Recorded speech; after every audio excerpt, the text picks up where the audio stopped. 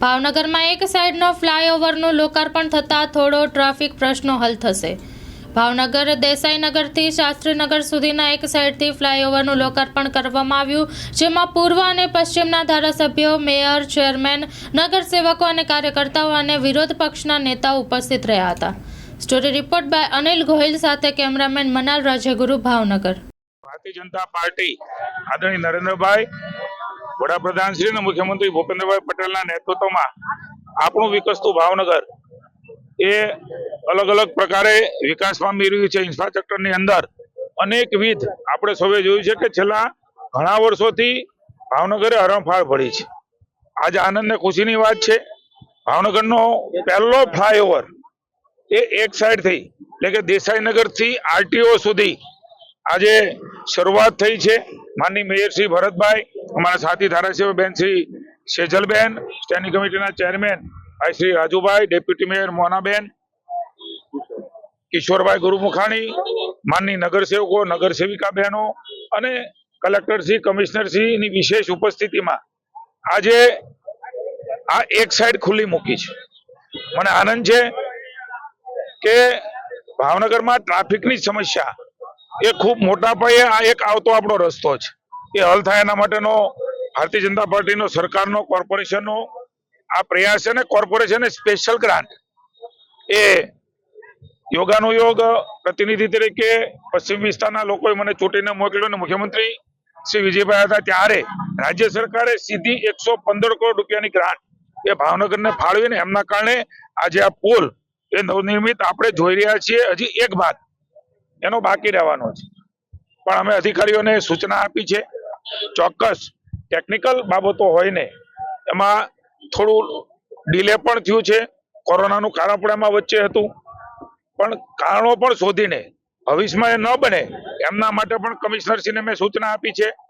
પણ કુલ મળીને પહેલો ફ્લાયઓવર ભાવનગરની જનતા માટે આજે વન વે ખુલ્લો મૂક્યો છે અને 1 મે પહેલા એટલે કે ગુજરાત સ્થાપના દિવસ પહેલા, આમ તો 31 માર્ચ ડેડલાઈન આપી છે, પણ 1 મહિનો વધારે ગણીએ તો પણ અમારા પ્રયાસ છે કે બંને સાઈડો એ 1 મે ગુજરાત સ્થાપના દિવસ પહેલા ખુલી જાય અને લોકોને ટ્રાફિકની સમસ્યામાં હળવાશ મળે। આપણે સૌને જાણકારી આપું તો અલગ અલગ પ્રકારે અહીંયા ટ્રાફિકની જે વાહનો નીકળે છે આ રસ્તા ઉપરથી 2013માં 30,607 જેટલા વાહનો નીકળતા હતા। દરરોજની વાત કરું છું, નવેમ્બર 23માં એ 61,234 થયા અને જે 25માં અપેક્ષિત અંદાજ છે એ 70,419 જેટલા વાહનો આપણે સમજીએ છીએ। અહીંયા હીરાના કારીગરો, અહીંયા માર્કેટિંગ યાર્ડ, અહીંયા ઉદ્યોગનગર એ ખૂબ લોકો હજારોની સંખ્યામાં આવે છે।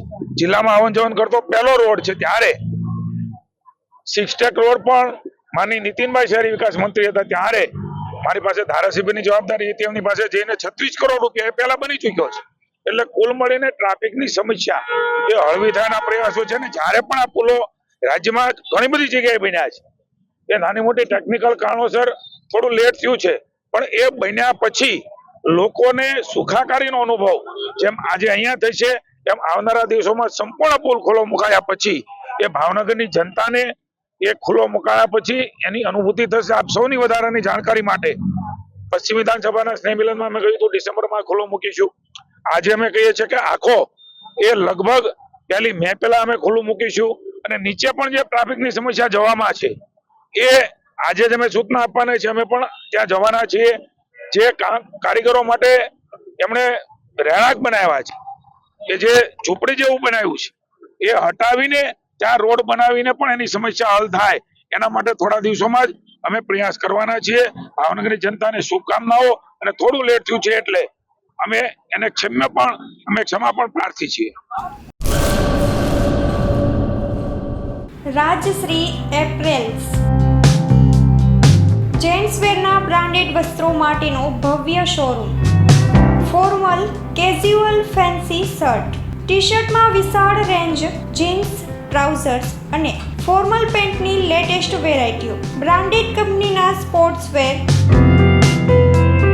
ડાયમંડ પ્લાઝા, વ્હાઇટ બિલ્ડિંગની સામે, સુહાગ રિંગ રોડ, ભુજ, કચ્છ।